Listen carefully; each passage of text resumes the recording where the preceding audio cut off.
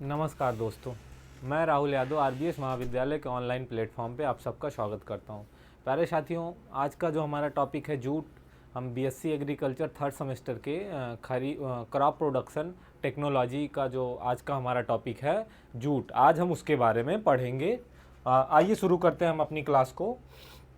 तो आज की जो हमारी क्लास है जूट पे, तो आज हम जानेंगे जूट के बारे में कि जूट का वानस्पतिक नाम क्या है, इसकी खेती कैसे की जाती है, कितना सीड रेट होता है, किस कुल का है। यानी कि हम जूट के बारे में पूरी कहानी पढ़ेंगे जूट की, और जूट की खेती कैसे की जाती है, सबके बारे में हम टॉपिक वाइज आज पढ़ाई करेंगे। तो जूट का वानस्पतिक नाम है कोरकोरस स्पीसीज। क्या नाम है? Corchorus species. इसका जो है बोटेनिकल नेम कोरकोरस स्पीसीज है। और कुल की बात करें, जूट का जो पौधा है, जूट है जो, इसकी कुल है टीलिएसी। कौन सी, किस कुल का पौधा है? टीलिएसी कुल का पौधा है। कौन सा? टीलिएसी कुल का पौधा है। गुणसूत्र की संख्या की बात करें तो गुणसूत्रों की संख्या इनमें 2n बराबर 14 होती है। कितना? 2n बराबर 14 गुणसूत्रों की संख्या होती है। अगर हम जूट के उपयोग एवं महत्व की बात करें कि जूट का उपयोग एवं महत्व हमारे जीवन में किस प्रकार से है, क्या उपयोग है, क्या महत्व है, तो आइए हम बात करेंगे। हम अपने देश के परिप्रेक्ष्य में बात करेंगे तो भारत के आर्थिक विकास में जूट का महान योगदान है। जो हमारा भारत के आर्थिक स्थिति होती है उसमें जूट का एक जैसे कि हम जानते हैं कृषि का बहुत अधिक योगदान है हमारे देश की आर्थिक अर्थव्यवस्था में, यानी जीडीपी में। उसी में हम देखेंगे जूट के बारे में। तो जूट का जो है बहुत अधिक महत्व है, बहुत अधिक योगदान है। प्रतिवर्ष बहुत अधिक मात्रा में भारत से जूट का निर्यात किया जाता है। क्या किया जाता है कि हर वर्ष भारत देश से बहुत अधिक मात्रा में जूट का निर्यात किया जाता है, दूसरे देशों में बेचा जाता है। तो जब हम जूट का निर्यात करते हैं विदेशों में तो उससे हमें जो मुद्रा प्राप्त होती है वो हमारे देश की आर्थिक व्यवस्था में काफ़ी सहायता प्रदान करती है, आर्थिक सहयोग करती है, और जिससे पर्याप्त मात्रा में विदेशी मुद्रा प्राप्त होती है। और जूट के उपयोग के लिए श्रमिकों को रोजगार भी मिलता है। क्या होता है कि जूट को हम जब जूट का निर्यात करेंगे, हम विदेशों में देंगे तो उससे हमें विदेशी मुद्रा भी प्राप्त होती है। साथ साथ जूट के खेती में काम करने वाले लोगों को रोजगार भी मिलेगा। तो इस तरह से जूट जो हमारे लिए बहुत महत्वपूर्ण है। उपयोग एवं इतिहास की बात करेंगे, उत्पत्ति एवं इतिहास की, तो जूट की खेती भारत में प्राचीन काल से होती आ रही। कब से? जूट की जो खेती है वो हमारे भारत देश में प्राचीन काल से होती आ रही है। भारत में 1828 में, कब? 1828 में पहली बार यूरोप के लिए निर्यात किया गया था। जूट जो है भारत से सबसे पहली बार 1828 में बेचा गया था विदेश में, दूसरे देश में। कहाँ पे? यूरोप के लिए पहली बार निर्यात किया गया था जूट का। जूट की कारकोरस कैप्सुलेरिस किस्म जो है, इसकी उत्पत्ति स्थल अधिकतर इंडो बर्मा माना जाता है। कहाँ पे माना जाता है? जूट की जो कारकोरस कैप्सुलेरिस किस्म जो है, इसकी उत्पत्ति स्थल के बारे में बात करें तो इसकी उत्पत्ति स्थल जो है अधिकतर इंडो बर्मा क्षेत्र में माना जाता है, क्योंकि इस क्षेत्र में इसकी जंगली प्रजातियां पाई गई। किस लिए? इसकी जो जंगली प्रजातियां हैं इंडो बर्मा क्षेत्र में ही पाई गई, तो इसलिए ऐसा माना जाता है कि कारकोरस कैप्सुलेरिस किस्म जो है उसकी उत्पत्ति इंडो बर्मा क्षेत्र में हुई है।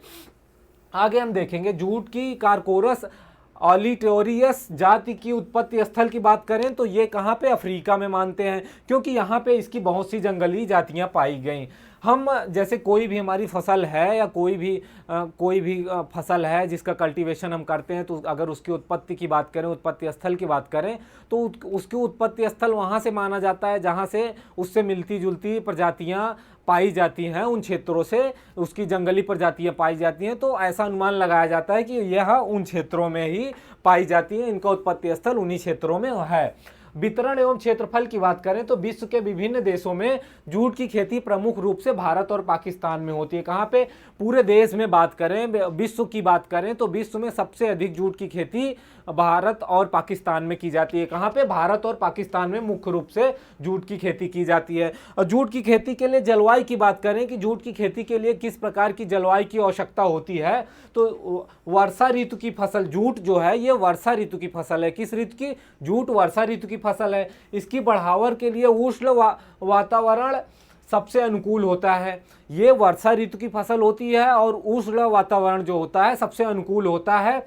इसके लिए साधारण वर्षा काल में, जो वर्षा काल साधारण वर्षा काल में 80 से 85 फ़ारेनहाइट, शीतकाल में 65 से 75 फ़ारेनहाइट तापक्रम होना चाहिए। इसकी वृद्धि के लिए सबसे उत्तम रहता है। शीतकाल जो तापक्रम की बात करें इसके वृद्धि के लिए तो 65 से 75 फ़ारेनहाइट, 65 से 75 फ़ारेनहाइट वृद्धि के लिए सबसे उत्तम होता है तापमान। और आगे हम बात करेंगे, आगे देखते हैं भूमि के बारे में कि जूट की जो खेती होती है किस प्रकार की भूमियों में की जाती है, या फिर जूट की खेती के लिए किस प्रकार की भूमि सबसे उपयुक्त होती है। तो जूट को सभी प्रकार की भूमियों, कछारी और चिकनी से रेतीली दोमट तक विभिन्न बनावट वाली सभी मिट्टियों में उगाया जा सकता है।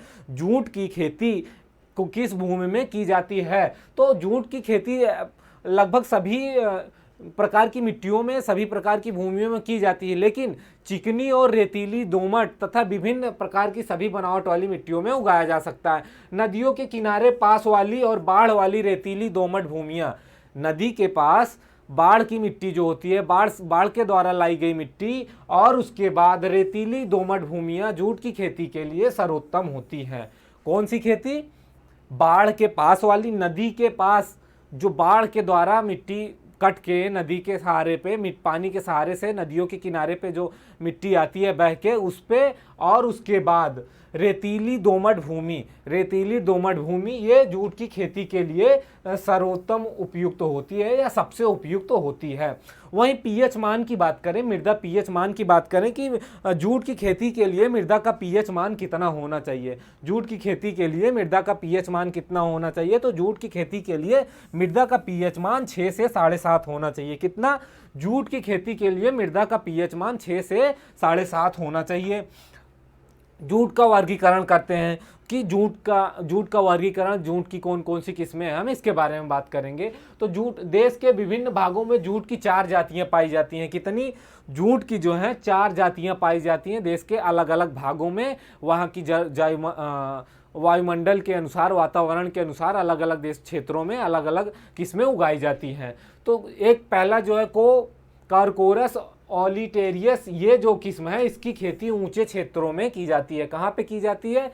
ऊंचे क्षेत्रों में की जाती है। इसका रेशा चमकीला, मजबूत और मुलायम होता है। जो ये स्पीसीज होती है, ये जो जाति होती है, इसका रेशा चमकीला होता है, मजबूत होता है और मुलायम होता है। व्यापारिक महत्व भी इसका काफ़ी है। व्यापारिक महत्व भी काफ़ी है का मतलब होता है कि इसका निर्यात अच्छी किया जाता है, इसकी डिमांड अच्छी है मार्केट में। इसकी खेती निचले स्थानों पर संभव नहीं है। इसकी खेती जो है, ये जो जाति है कारकोरस ऑलिटोरियस, ये जो जाति है इसकी खेती निचले स्थानों पे नहीं की जाती है। इसका नम तोषण पाद, सोना पाट या फिर मीठा पाट आदि है जो इसकी जातियां हैं, या फिर इसके जो नाम हैं टोसा पाद या फिर सोना पाट, मीठा पाट आदि हैं। आगे बात करेंगे कारकोरस कैप्सुलेरिस की। जो ये जाति है, इस वर्ग के जूट का नाम काकोया, मुंबई, बिराज गज, सांवा पाट या फिर सफ़ेद जूट या फिर देसी जूट कहा जाता है, या ढांका जूट भी कहा जाता है। जिन स्थानों पर पानी भर जाता है वहाँ पर भी इसकी खेती होती है। इसका रेशा ऑलिटेरियस के समान मुलायम और मजबूत नहीं होता है। ये जो जाति होती है कारकोरस कैप्सुलेरिस जो है, इसकी जो जाति है, या इसकी खेती सब स्थानों पे की जा सकती है जहाँ पे पानी भी भरा हो, उन क्षेत्रों में भी की जा सकती है। लेकिन इसके रेशे की बात करें तो इसका रेशा जो है ऑलिटेरियस के समान न तो मुलायम होता है न तो मजबूत होता है। और अगली जात के बारे में हम देखेंगे एंटीकोरस।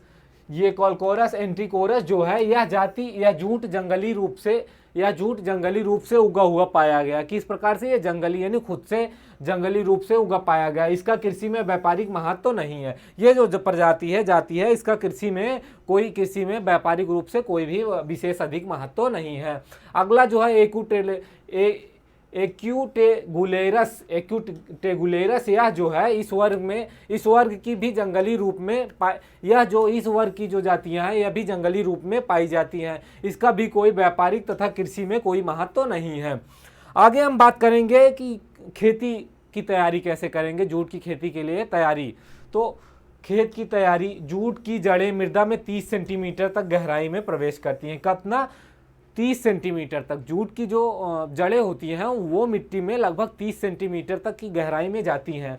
तो इस जाहिर सी बात है, जब किसी भी पौधे की जो है जड़ें मृदा में 30 सेंटीमीटर तक जाती है तो उसके लिए जुताई भी अच्छी होनी चाहिए, खेत की तैयारी भी अच्छी तरीके से होनी चाहिए।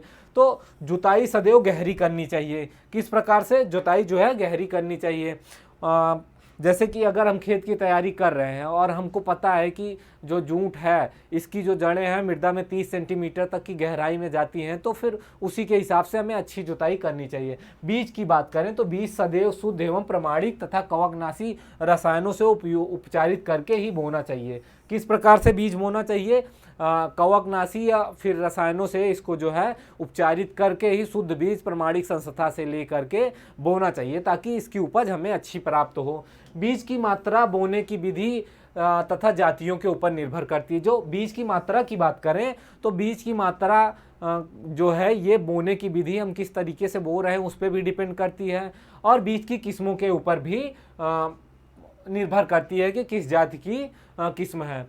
खेत में 2 से 2.5 लाख प्रति हेक्टेयर पौधे होने चाहिए। जो जूट की बात करें, एक हेक्टेयर में जूट के पौधों की बात करें तो 2.5 से 5 लाख तक होने चाहिए। कितना? 2.5 से 5 लाख तक होने चाहिए।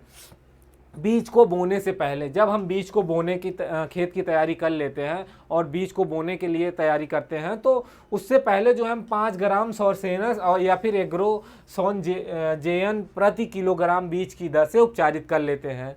क्या करते हैं? बोने से पहले हम अपने बीज को सेरसेरन या फिर एग्रोसन से उपचारित कर लेते हैं, ताकि हमारे बीजों को बोने के बाद उसमें जो है मिट्टी में या ज़मीन में कोई कवक या फंगस ना लगे हमारे बीजों को।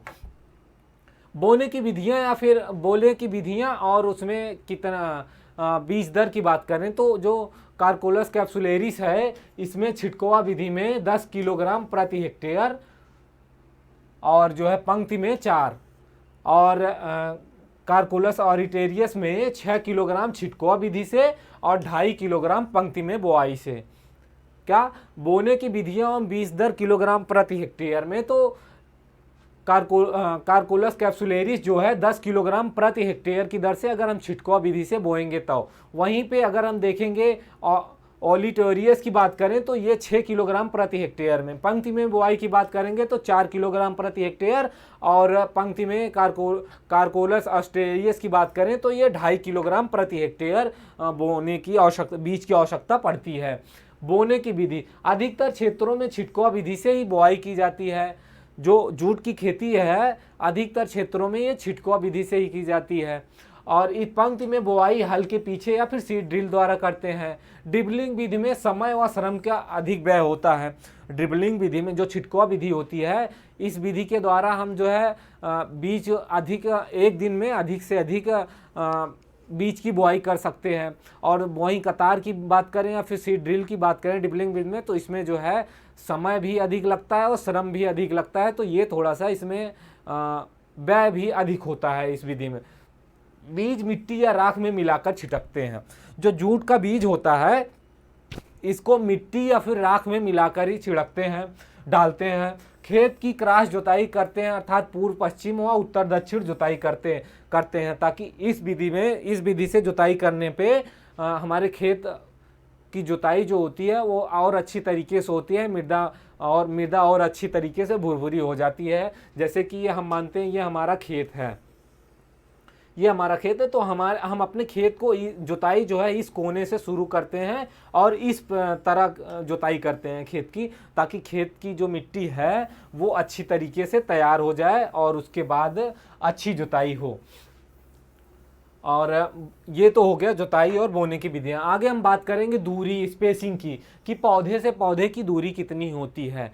तो जो ऑलिटेरियस जाति है इसकी जो है 27x5 सेंटीमीटर होनी चाहिए। वहीं कैप्सुलेरिस जाति की बात करें तो 30x5 30 सेंटीमीटर, 30 से 5 से 7 सेंटीमीटर होनी चाहिए पौधे एवं पंक्ति की दूरी। बोने की गहराई की बात करें तो बीज का आकार छोटा होता है। जो जूट का बीज होता है इसका आकार छोटा होता है, तो बीज की गहराई की बात करें कि मृदा में कितनी गहराई पे बोते हैं, तो 2.5 से 3 सेंटीमीटर की गहराई पर ही बोना चाहिए। कितना? 2.5 से 3 सेंटीमीटर की गहराई पे जूट को बोना चाहिए।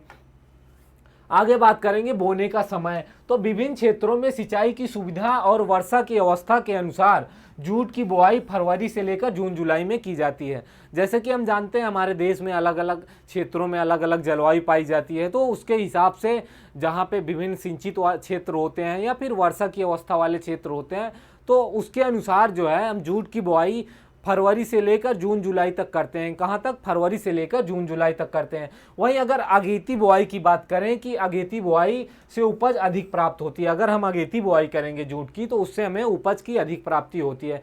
खाद देने का समय व फिर विधि, किस प्रकार से खाद देते हैं और खाद देने की कौन कौन सी विधियाँ हैं। तो लाइम चूना की अगर आवश्यकता पड़े तो चूना जो है खेत में हम डालते हैं उसकी भौतिक दशा को सुधारने के लिए। तो वही बात कर रहे हैं कि लाइम यानी कि चूना की आवश्यकता है तो बुआई के 46 सप्ताह पहले, कितना? बुआई के 46 सप्ताह पहले खेत में देते हैं। कार्बनिक खाद बुआई से 1 महीने पहले डालते हैं और खेत में डाल दिए जाते हैं। फास्फोटिक व फिर पोटैशिक उर्वरक बुआई के समय ही खेत में दे देते हैं। नाइट्रोजन साधारणतः खरपतवार नष्ट करते हैं और पत्तियों की छटाई करके खेत में देते हैं। बुआई के 4 से 5 सप्ताह बाद फसल को जो है नाइट्रोजन की आवश्यकता होती है। ये जो जूट है, जूट की जो फसल है, बुआई के 4 से 5 सप्ताह बाद, बुआई के कितना? 4 से 5 सप्ताह बाद इसको सबसे अधिक नाइट्रोजन की आवश्यकता पड़ती है। वही सिंचाई की बात करें कि जूट की खेती के लिए सिंचाई की आवश्यकता की बात करें तो ग्रीष्म काल में जो गर्मी ऋतु में बोई गई फसल जो है मृदा की किस्म के अनुसार वर्षा आरंभ होने तक 2 से 4 सिंचाइयों की आवश्यकता पड़ती है। क्या?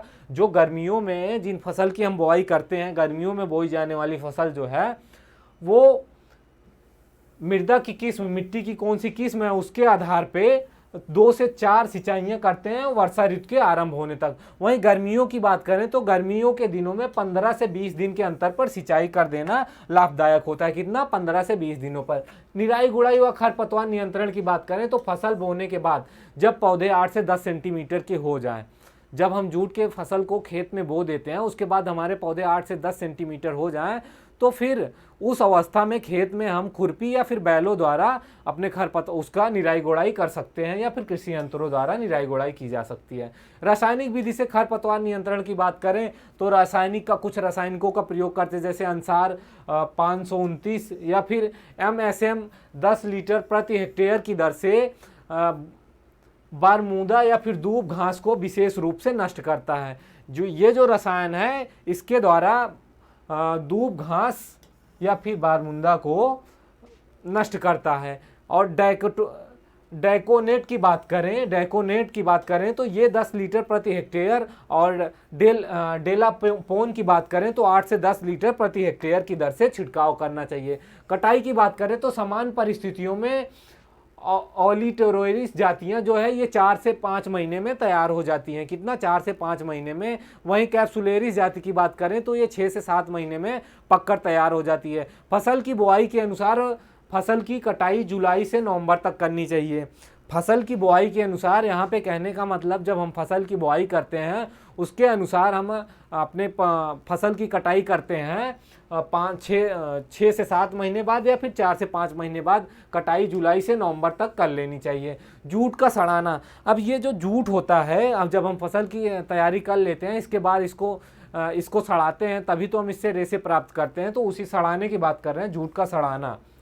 रिटनिंग ऑफ जूट, जूट की फसल का मुख्य उत्पादन रेशा है। जूट की जो फसल है उसका उत्पादन इसीलिए किया जाता है ताकि हम उससे रेशे प्राप्त कर सकें, और जो उनसे रेशे प्राप्त होते हैं वो रेशे बहुत सारी चीज़ों में काम में आते हैं, जैसे कि बोरियां बनाने में, रस्सी बनाने में।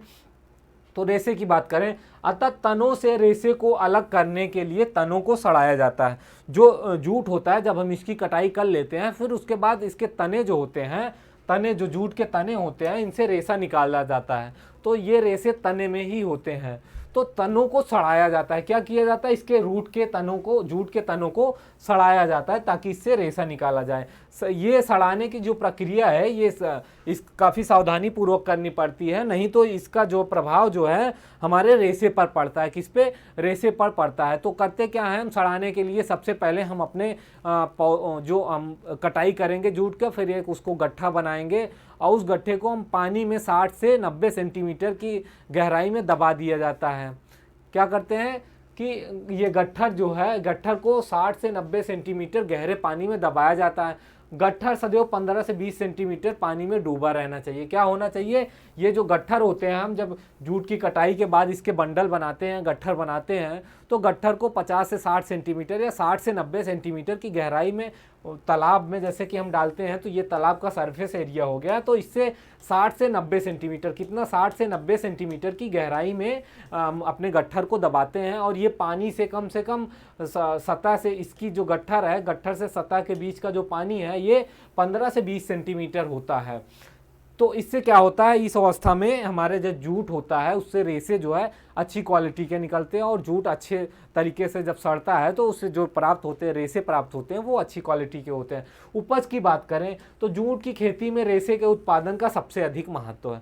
जूट की जो खेती की जाती है वो सबसे अधिक रेशे के लिए ही की जाती है। जूट की खेती का सबसे अधिक महत्व रेशे के लिए ही किया जाता है, और जो कि पौधे के कुल भार का 4 से 5 या 7.5% भाग होता है। क्या होता है, जो पौधे होते हैं उसका 4 से 5% या 4 से 5 या फिर 7.5% तक भाग होता है। पौधे के उत्पादन में रेशा का औसतन भाग 5 से 5.5 सेंटीमीटर 5.5% होता है प्रति हेक्टेयर। रेशे की उपज मुख्य रूप से मृदा उर्वरता, जूट की किस्म, जलवायु की अवस्था या फिर फसल काटने का समय तथा बीमारियां आदि की अवस्था पर निर्भर करता है। भारत की औसत उपज की बात करें तो ये 12 से 14 कुंटल प्रति हेक्टेयर, और जो है अधिकतम उपज इसकी जो है असम में 20 कुंटल प्रति हेक्टेयर प्राप्त होती है। असम के बाद जो है पश्चिम बंगाल में जूट का जो उत्पादन उपज प्राप्त हुआ है ये हुआ है 19.5 क्विंटल प्रति हेक्टेयर। जूट के रेशे की गुण की बात करें, क्वालिटी ऑफ जूट फाइबर, तो रेशे का गुण उसके धागे बनाने की क्षमता पर निर्भर करता है। बारीक धागा बनाने वाले रेशे अच्छे गुण के होते हैं तथा रेशे में अनेक प्रकार के निम्न गुण होने चाहिए, जैसे कि रेशे की लंबाई होनी चाहिए, रेशे की मजबूती होनी चाहिए, और रेशे में चमक होनी चाहिए, कटे या फिर टूटे रेशे की मात्रा, रेशे का बारीकपन, और रेशे में गांठ या जड़े या फिर कड़े तने का पाए जाना। ये सब जो फैक्टर्स होते हैं ये प्रभावित करते हैं रेशे की क्वालिटी को। आगे हम बात करेंगे प्रमुख कीट एवं उनके रोकथाम की, कि कौन कौन से जो कीट हैं लगते हैं। तो जूट का कुबड़ा कीड़ा या फिर जूट का सेमी लूपर, यह कीट जो है जूट उगाने वाले सभी क्षेत्रों में पाया जाता है और जून में दिखाई देता है। किस महीने में दिखाई देता है, जून के महीने में दिखाई देता है। अगस्त तक देखने को मिलता है, जून से शुरू होता है, अगस्त तक देखने को मिलता है। फसल 3 फीट के लगभग होने पर यह कीट का आक्रमण होता है। फसल की लंबाई जब 3 फीट की हो जाती है, कितना, लगभग 3 फीट की, फसल की लंबाई 3 फीट की हो जाती है, तब ये इसका आक्रमण होता है और ये फसल की कोमल पत्तियों पर आक्रमण करता है और कोमल पत्तियों को खा जाता है।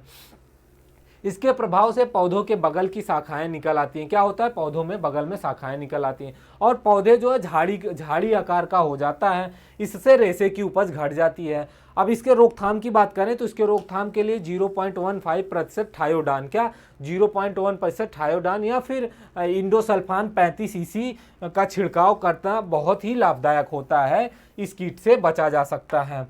इसके अतिरिक्त या फिर 0.15 न्यूवाक्रोन 14 EC 40 EC के घोल का छिड़काव भी काफ़ी जो है प्रभावशाली होता है। अगला जो है जूट के तने का घुन, क्या, जूट के तने का घुन, जूट के तने का घुन, यह कीट सभी जूट उत्पादक प्रदेशों में मिलता है। क्या, जूट के तने का घुन, यह कीट जो है जूट उत्पादन करने वाले सभी क्षेत्रों में मिलता है। इस कीट के गब पत्तियों को खाते हैं। क्या करते हैं, ये कीट जो होता है ये पत्तियों को खाते हैं और उसके बाद काले धब्बे बना देते हैं, पत्तियों में काले धब्बे, जिसके कारण उपज काफ़ी प्रभावित हो जाती है, उपज काफ़ी कम हो जाती है। और इस कीट के रोकथाम की बात करें तो रोकथाम के लिए 4% थायोडान का 3 बार छिड़काव करते हैं, 20-20 दिन के अंतराल पर करते हैं। और बुआई से